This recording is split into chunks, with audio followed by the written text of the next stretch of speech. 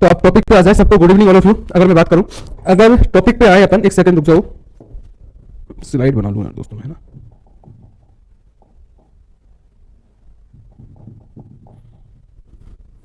हाँ भाई, अगर मैं बात करूं तो कल दोस्तों अपन एसिड एंड बेस के बारे में बात कर रहे थे, और एसिड बेस के टॉपिक की बात करूं तो इसमें बहुत कुछ चीजों के बारे में अपन ने बात कर ली थी, और अपन को लास्ट एंड फाइनल मेरे हिसाब से मैंने आपको बता दिया था अम्ल क्षार के बारे में, कुछ नॉर्मल जानकारी, कुछ अभिक्रियाओं के बारे में, कुछ अम्लों के बारे में आपको बता दिया था। लेकिन इसी टॉपिक में एक इंपॉर्टेंट बात आती है, और वो आती है, आप सबको पता है, वो आता है पीएच पैमाना।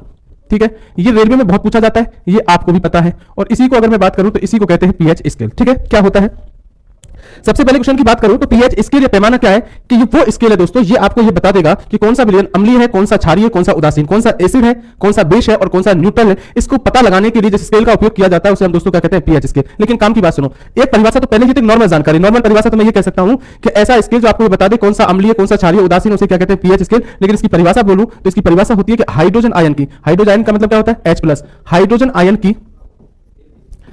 की सांद्रता मापने के लिए, सांद्रता मापने के लिए, सांद्रता मापने के लिए जिस स्केल का उपयोग किया जाता है, जिस स्केल का उपयोग किया जाता है, उसे पीएच स्केल कहते हैं, उसे पीएच स्केल कहते हैं। ठीक है दोस्तों, इतना आपको पता होना चाहिए। इसका वैसे वैसे आप देखो, इधर देखो, इसका नाम पीएच में नाम इसलिए पड़ा, इसको क्या बोलते हैं, तो इसको बोलते हैं पावर ऑफ हाइड्रोजन, इसलिए इसको लिखा था पीएच स्केल। क्लियर है, तो हाइड्रोजन आयन ये H+ है, इसकी सांद्रता मापने के लिए जिस स्केल का उपयोग, जितना ज्यादा होगा वो कहेंगे अम्लीय, कम है तो कम अम्लीय। ठीक है, अगर वो है तो इसलिए हमेशा याद रखो, हाइड्रोजन आयन की सांद्रता मापने के लिए जिस स्केल का उपयोग किया था उसे पीएच स्केल कहते हैं। वैसे मैं फॉर्मूला भी बता दूं, पीएच का मान निकालने का तरीका ये भी होता है कि पीएच बराबर क्या होता है, तो आप बोलोगे पीएच बराबर होता है माइनस लॉग H धनायन H+। ये बात याद रखना, कभी ऐसा हो जाए आपसे पूछ लिया जाए, वैसे नहीं पूछेगा क्योंकि इसके आप ये मत सोचा कोई सवाल वाला थोड़ी पूछता है आपसे, इतना क्योंकि H लॉग की सारणी होती है, उसमें H धनायन का मान रखते जाते हैं तो पीएच का मान प्राप्त होता है। तो कभी ऐसा पीएच का फॉर्मूला इनमें से है तो एक फॉर्मूला याद रख लो, ये आप तो डायरेक्ट पीएच बराबर क्या होता है, माइनस लॉग H धनायन। अगर आपसे दोस्तों कभी ये भी पूछा जाए, ये भी याद रख लेना, अगर आपसे ये भी पूछा जाए कि ये पीएच स्केल है, अरे क्या है पीएच स्केल, इस पीएच स्केल की खोज करता कौन है, एग्जाम में आता है क्वेश्चन, खोज करता कौन है दोस्तों, तो क्लियर याद रखना, इसकी खोज जिस वैज्ञानिक ने की उस वैज्ञानिक का नाम क्या था, तो आप सबको पता होगा, उस वैज्ञानिक का नाम था सोरेंसर। अरे क्या नाम था, सोरेंसर नामक वैज्ञानिक था जिसने इस पीएच स्केल की खोज की। अगर पीएच स्केल की बात करूं तो ये भी याद रख लेना, पीएच स्केल में ये पी क्या होता है, तो पी का मतलब होता है, ये जर्मन भाषा का शब्द होता है, पी का मतलब होता है यहां पर पुशांश। अरे क्या होता है, पुशांश, और पुशांश का मतलब क्या होता है मैं आपको दोस्तों बताऊं, पुशांश का मतलब बोला गया है, इसको बोलते हैं पावर, और पावर मतलब क्या है, ये आपको शक्ति बताता है किसकी, हाइड्रोजन आयन की। तो दो बातें कभी कभी एग्जाम में पूछ ली जाती है कि पीएच स्केल में पी किससे लिया गया, किस शब्द से लिया गया, तो आप बोलोगे पुशांश से लिया, क्योंकि जर्मन भाषा का शब्द है पुशांश, उस पुशांश का मतलब क्या होता है, पावर, और इसको क्या बोला गया, शक्ति बोला गया है। इसलिए कभी पूछा जाए कि पीएच स्केल की खोज किसने की, तो आप बोलोगे सोरेंसर ने। क्लियर है, अगली बात सुनो, अगर पीएच स्केल की बात करूं दोस्तों तो क्लियर रूप से आप ये बात याद रखोगे कि पीएच स्केल कहां से कहां तक होता है, तो ये बात मैं पहले भी कह चुका हूं आपसे कि ये 0 से लेकर 14 तक होता है। क्लियर, बीच में क्या होता है दोस्तों, तो क्लियर आप याद रखोगे सर के इसके बीच में होता है वो होता है 7 होता है। क्लियर, अगली बात, आप सबको ये बात पहले कह चुका हूं कि जब पीएच का मान 0 से 7 के बीच में हो तो आप क्लियर रूप से ये कहोगे, मैं इसलिए बोल रहा हूं, इससे पता है आपको जल्दी, तो आपको पता है, तो आप बोलोगे पीएच का मान 0 से 7 के बीच में हो तो आप बोलोगे विलयन कैसा है, अम्लीय। और अगर कोई आपसे कहे कि पीएच का मान 7 से 14 के बीच में है तो आप ध्यान रखना कि उस विलयन को क्या कहेंगे, आप बोलोगे क्षारीय। और अगर पीएच का मान 7 है तो आप उसको क्या बोलोगे, उदासीन बोलोगे। क्या बोलोगे, उदासीन। क्लियर, ये एसिड, ये बेस, और ये क्या हो गया, न्यूट्रल हो गया। क्लियर है भाई बात। तो एग्जाम में इस तरीके के क्वेश्चन पूछ लिए जाते हैं, जब पीएच का मान 0 से 7 के बीच में हो तो कैसा होगा, अम्लीय, 7 से 14 हो तो क्षारीय, और एग्जैक्ट 7 हो तो आप क्या बोलोगे, उदासीन। एक बात और भी याद रखना, एक बात दोस्तों याद रख लेना कि पीएच स्केल में एक बात बिल्कुल क्लियर रूप से याद रखोगे, जब पीएच का मान हम 0 से 7 की ओर जाते हैं, मेरी बात को सुनो, 0 1 2 3 4 5 6 7 ऐसे बढ़ते हैं, जब पीएच का मान 0 से 7 की ओर जाते हैं हम, तो जो अम्लता होती है ना, ये अम्लता मेरे दोस्त क्लियर रूप से याद रखोगे आप, घटती है, घटती है, घटती है। क्लियर है दोस्तों, अरे याद रखोगे आप। और अगर हम 7 से 14 की ओर जाते हैं तो मैं पहले भी कह चुका हूं कि क्षारकता क्या होती है, तो आप सबको पता है कि क्षारकता बढ़ती है। क्या होती है, बढ़ती है। क्या मतलब निकला, ये डिक्रीज होती है एसिडिटी।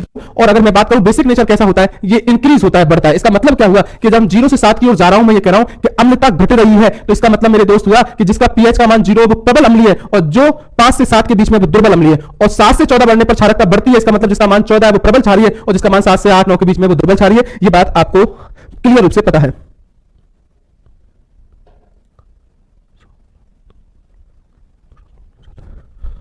इलाहाबाद। क्लियर, अगली बात को सुनो। अब बात आती है काम की। बात क्या है एग्जाम के लिए, काम की बात क्या है, एग्जाम में रेलवे में आपसे क्वेश्चन पूछेगा कि आपको दे देगा किसी भी पदार्थ का नाम, आपसे पूछेगा पीएच का मान, तो आप किस किस का पीएच का मान आपको याद होना चाहिए। तो मैं आपको यहां लिख रहा हूं, ये देख लो आप, इतने पीएच के मान कम से कम याद रख लेना। ये देखो आप, ये पदार्थ लिख दिया मैंने, ठीक है, और इधर लिख दिए मैंने पीएच के मान। अब सबको पता है एग्जाम में पूछे जाते हैं, इसलिए मैं आपको लिख रहा हूं, तो ध्यान रख लो। नंबर वाइज बोल देता हूं। फर्स्ट नंबर, सबसे पहले आपको मुझे याद रखना, एक होता है HCl, लिखा था, क्या बोलते हैं, हाइड्रोक्लोरिक अम्ल। पूछा जाए कि इसके पीएच का मान कितना है तो आप बोलोगे 0 सर, क्लियर, प्रबल अम्ल, लगभग 0 मानोगे। दूसरा क्या बोलोगे, दूसरा अगर पूछा जाए एक होता है NaOH, NaOH, ठीक है। अब ये लिखने की जरूरत थोड़ी है, अगर 0 है तो प्रबल अम्लीय होगा, क्लियर, क्योंकि 0 है, आपको मैंने बता दिया कौन अम्लीय होगा, कुछ आ रही है, ध्यान रख लेना। NaOH है तो आप क्लियर याद रखना, NaOH के पीएच का मान कितना होता है, 14 होता है। प्रबल क्षार कौन सा होता है, NaOH। प्रबल अम्ल कौन है, HCl। प्रबल क्षार कौन सा, NaOH। क्लियर है दोस्तों,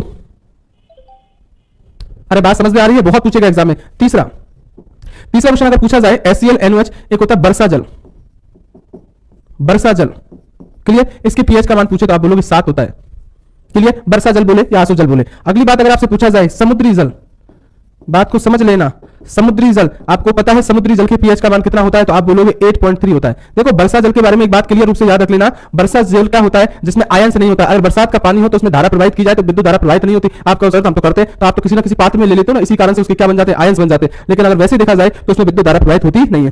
क्लियर है बात। तो आपसे पूछा जाए कि समुद्री जल, तो इसके पीएच का मान कितना होता है, 8.3। क्लियर है बात, सबको पता है। अगला आ जाओ, अगर मुझसे पूछा जाए समुद्री जल के बाद एक होता है नींबू का रस,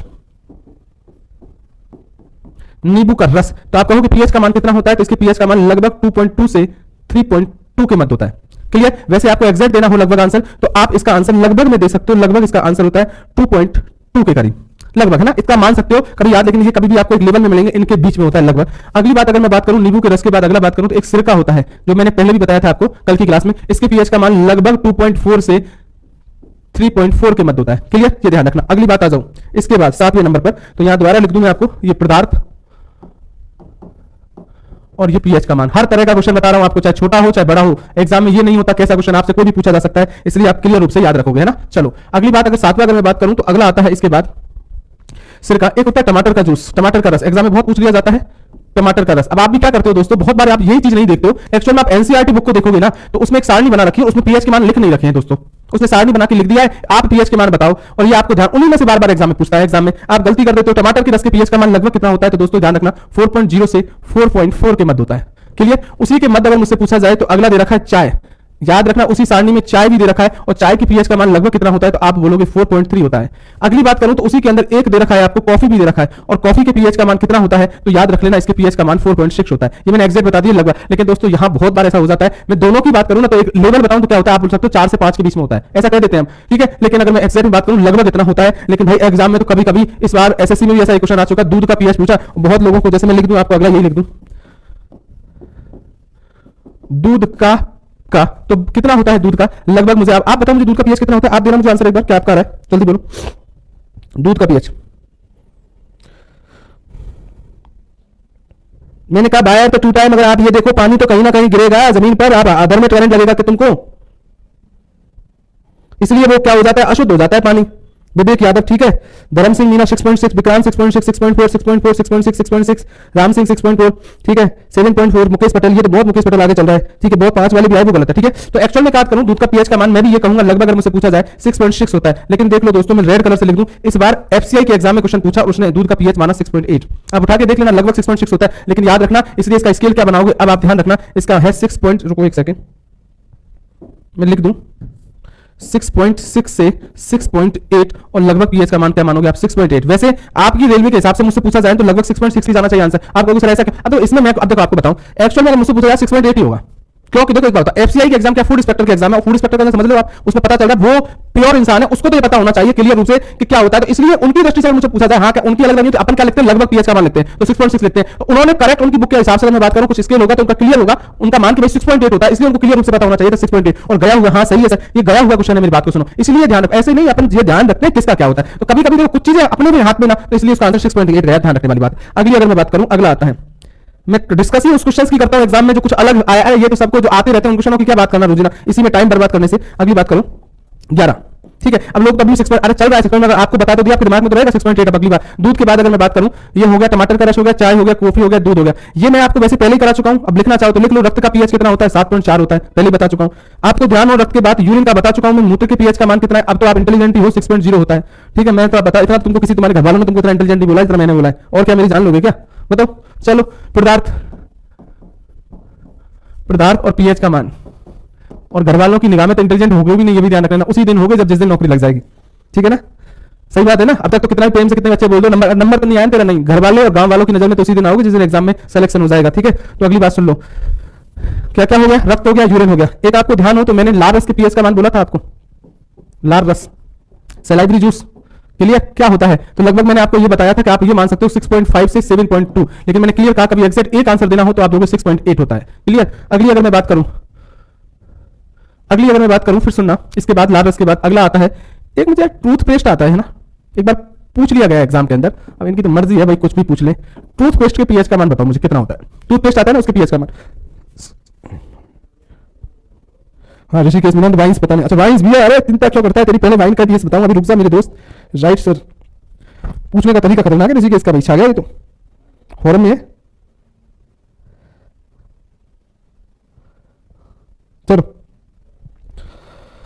हाँ सुरेश महावर ने लिखा है सर 8.8। हाँ तो ये ध्यान रख लेना बिल्कुल, टूथपेस्ट के पीएच का मान कितना होता है तो आप बोलोगे 8.08 ही होता है। ठीक है, अगली बात सुनो, टूथपेस्ट के बाद एक मुझे बताओ, ये भी लिखवा चुका हूं मैं आपको पहले, तो बार बार लिखवाने की जरूरत नहीं होनी चाहिए। पित्तरस, और पित्तरस के पीएच का मान लगभग मैंने बोला 7.6 होता है, और एक पित्तरस के बाद मैंने कहा एक अग्नाशय रस भी होता है, इसका भी पीएच में लिखवा चुका हूं, ये कितना होता है तो आप कहोगे सर इसका भी पीएच लगभग मैंने लिखवाया था आपको 7.3 से 8.3 के मध्य लगभग। इसके बाद अरे किसका, शराब के पीएच का मान, ये तो आप बार बार पूछ ही रहे हो, क्या आपको ध्यान है आरआरबी जेईई के एग्जाम में इस साल पूछा गया था। ठीक है, लगभग कितना होता है तो मैं ये लिख सकता हूं 2.2 से 2.5 के मध्य होता है, लेकिन आप लगभग में आंसर दोगे तो लगभग 2.4 होता है ना, 2.4 या 2.2 के बीच में लगभग आज इसका आता है ना। सर कौन सी, राहुल मीना कोलगेट का या क्लोजअप का, ऐसे नहीं पूछेगा मेरा दोस्त, कोलगेट और क्लोजअप का तीसरा ब्रांड पूछ रहे तो क्या करोगे। ठीक है ना, तो ऐसा मत करो मेरे भाई।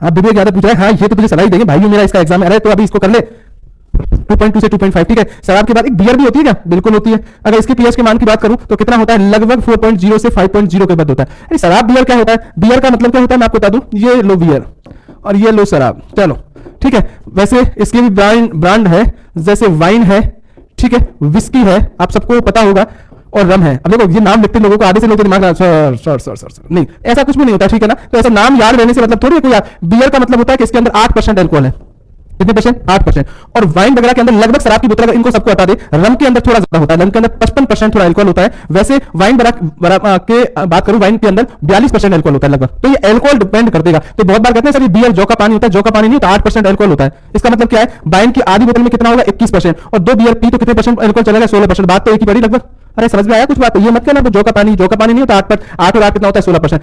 आधे से तो बस यही दिमाग लगाएं। देखो दोस्तों, मैं आपको मुझसे पूछा जाए ना, मैं इनसे मतलब नहीं है, ठीक है, या कुछ लोग अगर वैसे भी जानते हो, वैसे कोई जरूरी नहीं है, ऐसे आपके सोचने विचारने से मेरे शरीर पर कोई सेहत पर असर थोड़ी पड़ेगा, लेकिन एक बात समझने वाली बात है, मैं इस चीज के सख्त खिलाफ हूं। अगर मुझसे पूछा, अब अच्छा खाने के लिए मुझसे पूछा जाए ना, कोई व्यक्ति मांस खाता है तो मैं इसके खिलाफ नहीं हूं बस, ठीक है, लेकिन कुछ शराब पीता है इसके खिलाफ हूं। शराब की जगह दूध पी ले, और अच्छी चीज जितनी महंगी से महंगी चीज है वो 100 कर ले, पर जिस चीज में कोई मतलब ही नहीं दोस्तों, जो चीज हमारे शरीर को फायदा नहीं पहुंचाती उससे कोई लेना देना नहीं। और इसका एक ही तरीका है दोस्तों, कोई चीज बेकार अगर मुझसे पूछा जाए उस चीज के बारे में, एक बात, गुटखा है सबसे बेकार चीज है, उसकी आदत मत डालो ना, एक बार भी मैं ये कहता हूं जीवन में एक बात हमेशा याद रखना मेरी, सब लोग हो जाए तो कोशिश, वैसे अपनी अपनी मर्जी है, जो इसमें किसी का जोर नहीं चलता, ये अपनी मर्जी है, जो क्या जैसा जीना चाहता है वो जिएगा। ठीक है, किसी को अब कोई कदम मोटरसाइकिल 100 की स्पीड चलाएगा, जो मरेगा वो मरेगा, हमारे कहने से बचेगा थोड़ी, जिसने कसम ही खा रखी नहीं मैं तो मरूंगा ही, और कितना भी रोक लो तुम मरेगा ही, देगा वो तो। ठीक है, उससे तो एक तरीका होता है, उस तुम बच के रहोगे, वो तो मरेगा तुमको ले बैठेगा बस। तो ये वाली बात है, मेरा मकसद तो ये है कि जहां फायदा है, कोई मांस कोई दिक्कत नहीं, इसमें प्रोटीन होता है, मुझसे पूछा जाए कोई दिक्कत नहीं, इसको खूब खाओ, प्रोटीन होता है। अब ये देखो कि सर ये मांस नहीं खाना चाहिए, भगवान ये अपने बात करिए, पंडित में जाओ वो बताएगा। इसके बाद मुझसे पूछा जाए साइंस की भाषा में तो ये खा लेना चाहिए, कोई बुराई नहीं, अंडा खा लो कोई दिक्कत नहीं,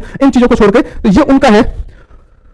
अरे तुम्हारा बस चले, जब मांस ही खा रहे हो ना तो ये ऊंदरा फूंदरा कुछ भी लिख दो, तुम्हारी मुझे पता है तुम लिखोगे कोई बात, जब मांस ही खा रहे हो तो किसी का भी खा लो, तो खा ही रहे हो तो फिर क्या देखना। ठीक है ना, अपनी मर्जी से कुछ भी खा लो, खाते हैं चीज वगैरह के लोग, जो भी मिलता है उसको तो सर्व का खा जाते हैं, तो अलग अलग बात है, अपनी सुविधा के अनुसार। आगे आ जाओ, अपने पास इतना टाइम नहीं है कि तुमसे अभी बात की जाए, बाद में कभी मिलेगा ऑफलाइन में टाइम तो जब बात करेंगे। अगली बात, अगला आ जाओ, क्या क्या पूछ लिया आपने, बियर हो गया, शराब हो गया, कुछ पीएच में पहले भी लिखा चुका हूं, टूथपेस्ट हो गए, अगर मैं कहा मूत्र हो गया, रक्त हो गया, दूध, कॉफी, चाय, टमाटर का रस हो गया, क्लियर है बात, और सिरका हो गया, नींबू का रस हो गया, समुद्री जल हो गया, वर्षा जल हो गया, एनएच हो गया, एसीएल हो गया, क्लियर। तो इतना आपको कम से कम इतने पीएच के मान पता होने चाहिए। वैसे अगर आपसे कोई ये पूछ ले ना, इधर लिख दूं कहीं जगह, इधर इस वाले में लिख दूं कि हाँ, कभी तुमसे कोई ये भी पूछे, चलो इधर ही आ जाओ, कोई तुमसे ये भी पूछ लेना, इधर पेन चेंज कर देता हूं, शरीर का, आपके शरीर का सामान्य पीएच कितना होता है, लगभग 7 से 7.6 के बीच में मान लेना, 7 से 7.6 के बीच में शरीर का। अब कोई स्पेसिफिक बात नहीं बात करा किसना होता है, तो लगभग 7 से 7.6। तो ये दोस्तों आज मैं आपको बता चुका हूं, इतना आपको कम से कम पता होना चाहिए। और कल से मैं आपको बता रहा था एक इंपॉर्टेंट टॉपिक लास्ट इसमें, और वो क्या है, वो है रासायनिक सूत्र एवं उनके उपयोग। ठीक है, अब मैं कुछ सूत्र भी लिखूंगा, साथ में उनके उपयोग भी लिखते चलूंगा, और आप कम से कम जो एग्जाम में फिक्स है, मैं इस चैप्टर को बहुत 2-3 चैप्टरों से मिक्स कर दूंगा। कहने का मतलब जो अलग अलग चीजें आती हैं उनको एक जगह इकट्ठा कर दूंगा, जिससे आपको ये सुविधा होगी, याद करने में सुविधा होगी। ये एग्जाम का टाइम है, एग्जाम का टाइम होता है या नहीं होता, तो भी मैं ऐसे ही इसको लिखाता, और कुछ लोगों के पास मेरे नोट्स होंगे, उनको पता भी होगा, जिससे हर बार एग्जाम में इस वाले पार्ट से 1-2 क्वेश्चन 3 भी मिल जाए, आपको मिलते ही मिलते फिक्स है, क्योंकि इसी में मैं आपको पर्यावरण से भी जोड़ दूंगा। और किससे? पर्यावरण से भी जोड़ूंगा, जहां ओजोन गैस, ग्रीन हाउस प्रभाव, सबके बारे में यही बताते जाऊंगा एक एक पॉइंट को, और यही इसके साथ जोड़ता जाऊंगा। तो आपको कुछ क्वेश्चंस बता रहा हूं, तो अब आप आ जाओ। साल्ट में इसी में लवण बताते जाऊंगा, कुछ भी नहीं, आप यहां से याद रखो, साल्ट के बारे में इधर बताते जा रहा हूं, सुन लो क्या है। तो सबसे पहले एक सूत्र बता रहा हूं आपको सबको पता है, एक होता है नमक, सबको पता है। अगर नमक की बात करूं तो नमक का आपको पता है क्या लिखते हैं इसका फॉर्मूला, तो आप बोलोगे सर इसका फॉर्मूला होता है NaCl। तो NaCl क्या है? लवण है। अरे मुझे देख लो, HCl अम्ल, NaOH क्या है? क्षार। अगर ये दोनों आपस में क्रिया करेंगे तो क्या बनेगा? लवण बनेगा। अब आप देख लो, इससे पता चल रहा है Cl है, इसका मतलब HCl है, Na मतलब NaOH है। तो जिन वो अम्ल क्षार से मिलकर बनते हैं उनको लवण बोलते हैं। लेकिन आप काम की बात बताइए, एग्जाम में जो पूछा जाता है मैं उसकी बात कर रहा हूं।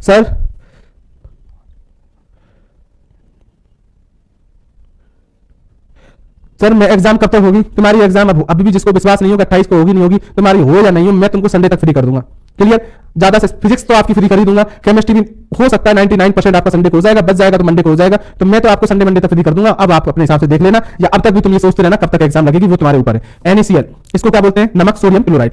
सबसे पहला क्वेश्चन एग्जाम में, इसका नाम भी याद रखोगे, ये आपको पहले ही पता है। 7 सूत्र तो ऐसे हैं जो बार बार रेलवे में पूछे जाते हैं, क्योंकि आपकी बुक के अंदर भी स्पेशल रूप से दिए गए, तो उन 7 सूत्रों को सबसे पहले ले रहा हूं, जिनमें पहला है सोडियम क्लोराइड। आपसे एग्जाम में इन रासायनिक सूत्रों को पूछेगा तो ऐसे नहीं पूछेगा, इनका साधारण नाम पूछेगा। नमक का सूत्र क्या होता है? NaCl, सबको पता है। अगर नमक की बात करूं, क्वेश्चन सुन लो, इसका उपयोग भोजन में स्वाद उत्पन्न करने में किया जाता है, ये तो पता है सबको, तो जरूरत नहीं है मुझे। तो मैं कहूं इसका उपयोग, इंपॉर्टेंट बात ये है, हिमकारी मिश्रण बनाने में भी होता है। हिमकारी मिश्रण बनाने में, काम की बात है जो लिख दी मैंने। तो आपको पूछा जाए, आपको पता है वो आइसक्रीम वाला होता है, बनाने में किया जाता है, वो नमक मिला देता है, जिससे क्या होता है? बर्फ का गलनांक कम हो जाता है। ठीक है ना? तो ये बात हमेशा याद रख लेना। वो इसलिए अगर मैं बात करूं, हमेशा याद रख लेना कि नमक का उपयोग हिमकारी मिश्रण बनाने में किया जाता है। क्लियर?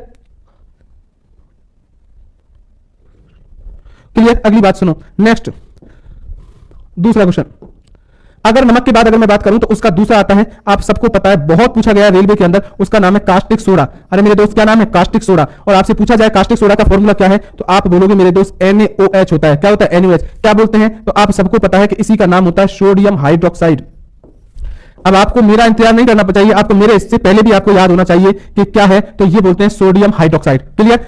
कास्टिक सोडा का फॉर्मूला क्या होता है? NaOH। अगली अगर मैं बात करूं, हाँ बोलो, कास्टिक सोडा के बारे में मैं आपको एक बात और बता देता हूं, इसमें ये बनता कैसे है वो सुन लेना। अगर आपसे पूछा जाए, मेरी बात को सुन लेना, बहुत बार कभी कभी देख, सोडियम क्लोराइड, अरे क्या लिखा मैंने? Sodium chloride. इसकी क्रिया कभी भी जल से कराई जाती है। एक काम करूं, मैं ऐसे लिख दूं, बनाने की विधि। इस कास्टिक सोडा को क्या, अरे मैं अलग तरीके से बताऊंगा आपको, जिससे आपके मैं एग्जाम तक लेके जा रहा हूं, जिससे एग्जाम में कोई दिक्कत नहीं हो, कैसा भी क्वेश्चन पूछे, बनाने की विधि पूछ सकता है। कैसे? मैंने कहा ये सोडियम क्लोराइड है, अगर आप इसकी क्रिया जल से कराते हो, किससे कराते हो? जल। तो याद रखना, इस स्थिति में ही कास्टिक सोडा बनेगा NaOH, प्लस क्या बनेगा? Cl2 प्राप्त होगी, साथ में H2 भी प्राप्त होगी। अभी क्रिया को संकलित कर देंगे वो अलग बात है, प्रोडक्ट यही बनेंगे, रिएक्टेंट यही लगेगा। तो कभी भी पूछा जाए कि सोडियम क्लोराइड की जल से क्रिया कराई जाती है, तो इनमें से क्या बनता है? ऑप्शन में कह देगा नमक बनता है, ऑप्शन में दे देगा कास्टिक सोडा बनता है, ऑप्शन में दे देगा धावन सोडा बनता है, ऑप्शन में दे देगा बेकिंग सोडा बनेगा। तो आप बोलोगे सोडियम है। सबकी नहीं लिखवाऊंगा, 6 की लिखवाऊंगा, 6 की, 2 4 की, 2 3 और मेरे हिसाब से उनकी याद कर लेना, किसी की याद नहीं करनी है, क्योंकि आपकी बुक में इनको पूछा जा सकता है। क्लियर है? अगली बात सुनो, इसी के नीचे लिख रहा हूं, आपसे कभी इसका उपयोग भी पूछ लिया जाए, कास्टिक सोडा का उपयोग क्या है दोस्तों, तो क्लियर मेरे दोस्त आप याद रखोगे।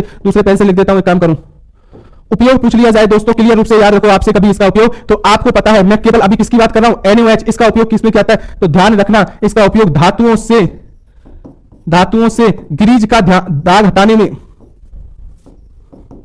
ग्रीज होती है उसका दाग हटाने में किया जाता है। आपको पता है, बिल्कुल पता है। इसका उपयोग और किसमें किया जाता है? साबुन बनाने में करते हैं। कैसे करते हैं? साबुन पढ़ाऊंगा अलग से, एग्जाम में बहुत पूछा जाता है, तब मैं बताऊंगा। इस बात को रिपीट भी करूंगा कि आपको पहले बोला था साबुन बनाने में कास्टिक सोडा का उपयोग करते हैं। अभी आप काम की बात रखते चले जाओ। धातुओं से ग्रीज का दाग हटाने में, साबुन बनाने में किसका उपयोग होता है? NaOH का उपयोग होता है। किसका होता है? NaOH का। तो हमेशा से इस बात को याद रखोगे, धातुओं से ग्रीज का दाग हटाने में पेट्रोलियम के शोधन में भी होता है, ये भी बता दूं।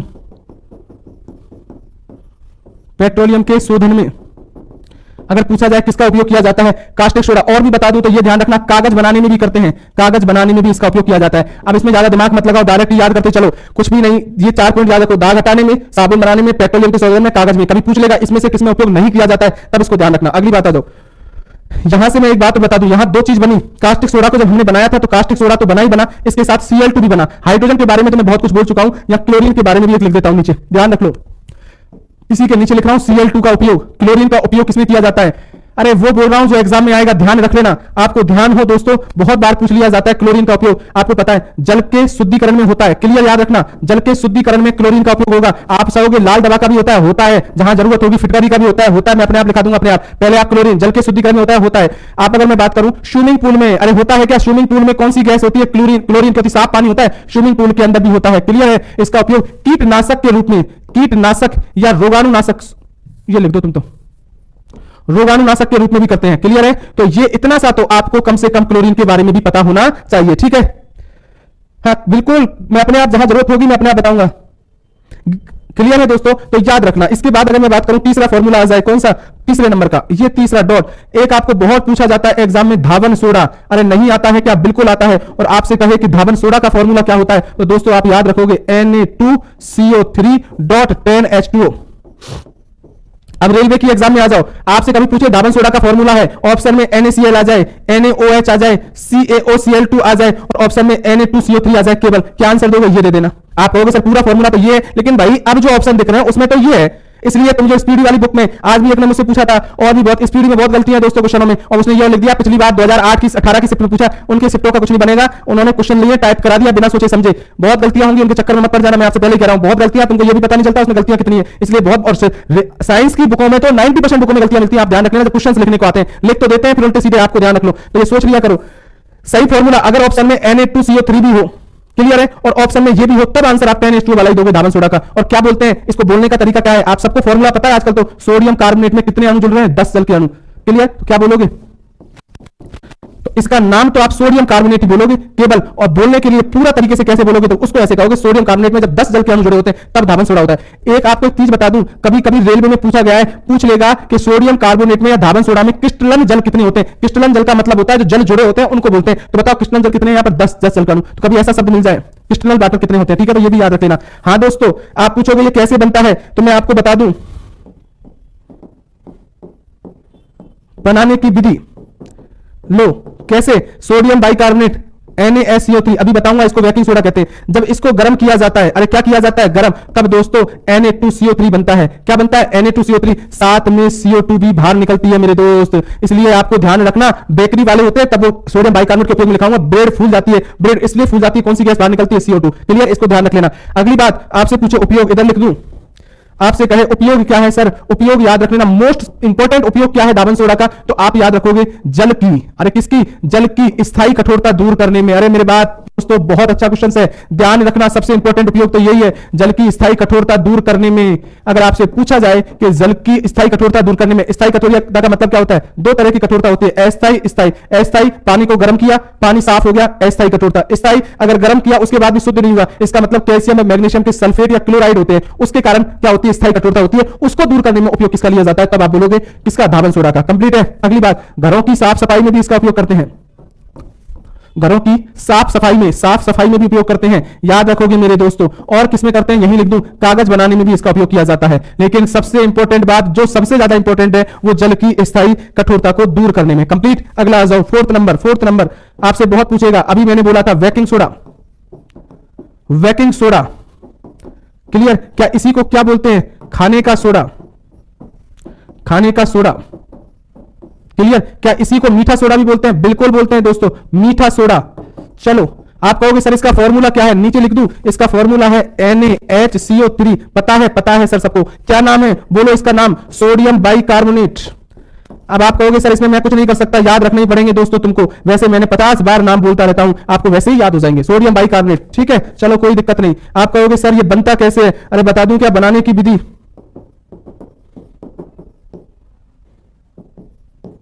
देखो सोडियम बाइक, आपको कहीं मैंने पहले भी लिखवाया, कहीं इसके बारे में कुछ अलग बात लिखवाई थी क्या? मुझे बताते जाओ, किसी को ध्यान हो तो बताओ। चलो पहले मैं इसका फॉर्मूला वो कर दूं बनाने की विधि, जिससे समय सोडियम क्लोराइड होता है, बिल्कुल होता है, इसके साथ जल भी होता है। और क्या होता है? CO2 होती है, क्या होती है CO2 प्लस अमोनिया होती है, ये तीनों क्रिया करती है ना, तब बनता है NH4Cl अमोनियम क्लोराइड प्लस साथ में बनता है NaHCO3। कोई नहीं बताएगा ज्यादातर आपको बनाने की विधि, आपके लिए याद रखो, लेकिन आपको मैं फिर बोल रहा हूं चार एक और की लिखवाऊंगा केवल ब्रंजक चूर्ण की, उसके अलावा किसी की मत रख लेना, बस इतना सा याद रख लेना, कभी एग्जाम में आ जाए तो ध्यान रख लो। कब? जब सोडियम क्लोराइड की जल कार्बन डाइऑक्साइड अमोनिया तीनों के साथ क्रिया होती है तब जाके सोडियम बाइकार्बोनेट बनता है, फॉर्मूला NaSCO3 होता है। आप कहोगे सर उपयोग बता दो इसका, अब बताओ उपयोग। उपयोग आपको ध्यान हो तो मैं पहले लिखवा चुका हूं दोस्तों उपयोग इसका, ठीक है। बेकिंग सोडा है, खाने का सोडा है, तो आप एक बात याद रखना, खाने में तो उपयोग करते हैं, लेकिन मेनली आप याद रखना बेकरी उद्योग में होता है। खाने में तो आपको बता दूं, बाटी बनाते हो, क्या बनाते हो, बाटी बनाते हो, इडली बनाते हो, कुछ भी उसमें सोडा डाल देते हो, ठीक है। नहीं पता हो तो घर पूछ लेना। अगली बात, बेकरी उद्योग, कभी ब्रेड को फुलाना हो, ब्रेड को फुलाना, केक को फुलाना हो, स्पंजी करना हो किसी चीज को, तो उसमें सोडा मिला देते हैं। क्यों? क्योंकि उसमें से CO2 गैस, कभी भी पूछा जाए ब्रेड के फूलने का कारण है तो बेकिंग सोडा के तो है ही है, बेकिंग सोडा मिलाते हैं, लेकिन क्यों फूलती है? क्योंकि क्या बाहर निकलती है? सोडियम।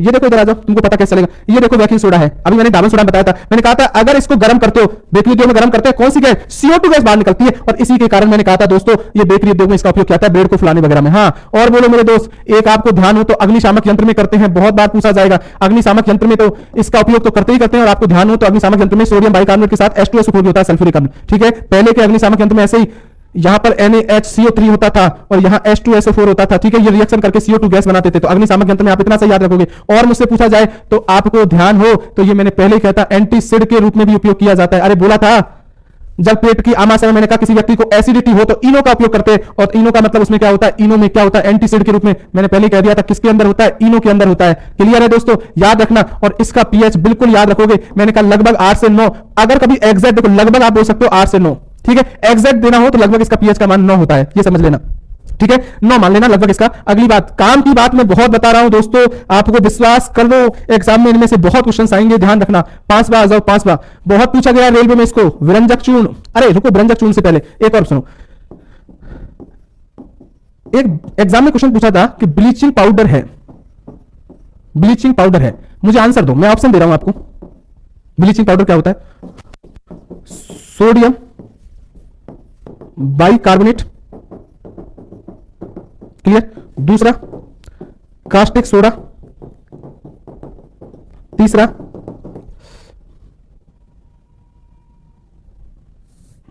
ब्लीचिंग नहीं, सॉरी ब्लीचिंग तो बात, हाँ वेकिंग पाउडर पूछा, वेकिंग पाउडर है सोडियम बाइकार्बोनेट, कास्टिक सोडा, ब्रंजक चूर्ण, और चौथा sodium bicarbonate carbonate plus tartaric अम्ल। एग्जाम देने जा रहे हो आप, क्वेश्चन आ गया, मुझे आंसर दो, पहले भी पढ़ चुके हो आप, जल्दी दो। वेकिंग पाउडर क्या होता है? आंसर दो, एक एक कौन, जल्दी बोलो। राजकुमार, बेकिंग पाउडर बोला है दोस्तों, है ना। श्री राम, मदन मोहन योग ए, नरसी 4 सी राम बाबू सिल्वर का इसमें, तो हॉर्न सिल्वर किसको बोलते हैं? AgCl को बोलते हैं। इसका नाम लिख दूं तो इसको सिलिकॉन ऑक्साइड बोलते हैं, SiOT को। सिलिकॉन ऑक्साइड मिट्टी है ये, सिलिका, ठीक है। और AgCl किसको बोलते हैं? Silver chloride. देखो देखो, कंप्लीट करते जाओ, साथ साथ में लिखते चलो मेरे दोस्त, इतना आपको कम से कम इसके बारे में पता होना चाहिए। चलो कंप्लीट जल्दी कर लिया हो तो मैं एक और बता दूं आपको, एक आपको मैंने पहले भी लिखवाया था, मैंने कहा था मैं दोबारा भी लिखवा दूंगा, याद रखना, मिल्क ऑफ मैग्नीशिया, बहुत इंपॉर्टेंट है मेरे दोस्त एग्जामों के लिए। मिल्क ऑफ मैग्नीशिया, जिनको याद हो वो ध्यान रख लेना। मैग्नीशिया, आप पूछोगे सर क्या है फॉर्मूला? मैंने पहले भी कहा था MgOH का होल ट्वाइस, 100% याद रखना है फॉर्मूला। क्या बोलते हैं? मैंने पहले ही बोल दिया है आपको, इसका नाम मैग्नीशियम हाइड्रोक्साइड। मैंने पहले ही कहा था आपसे यहां भी कि कभी भी एग्जाम में इसका पीएच पूछे तो ध्यान रखना, बहुत इंपॉर्टेंट है, 10 पहले भी बोला है। और इसका तो मैंने उपयोग भी कहा था कि सबसे अच्छा एंटासिड है, एंटासिड है ये, ठीक है। कहने का मतलब जब एसिडिटी होती है तब इसका उपयोग करते हैं सबसे अच्छा, अगर ये नहीं हो तो फिर बेकिंग सोडा भी होता है, क्योंकि मैंने कहा इनो के अंदर होता है। याद रखो, याद रखो, काम की बात है दोस्तों, पढ़ते चलो एक एक चीज को, एग्जाम में बहुत पूछेगा आपसे, ठीक है। अगर पूछे, एक होता है जिंक फास्फाइड, तो मुझे एक बात बताओ, पहले तो जिंक फास्फाइड का फॉर्मूला बता दो, कितने लोग लिखते हैं जिंक फास्फाइड? चलो तुम्हारा टेस्ट ले लूं एक, चलो बताओ जिंक फास्फाइड का। अरे जल्दी बता दो जिंक फास्फाइड का।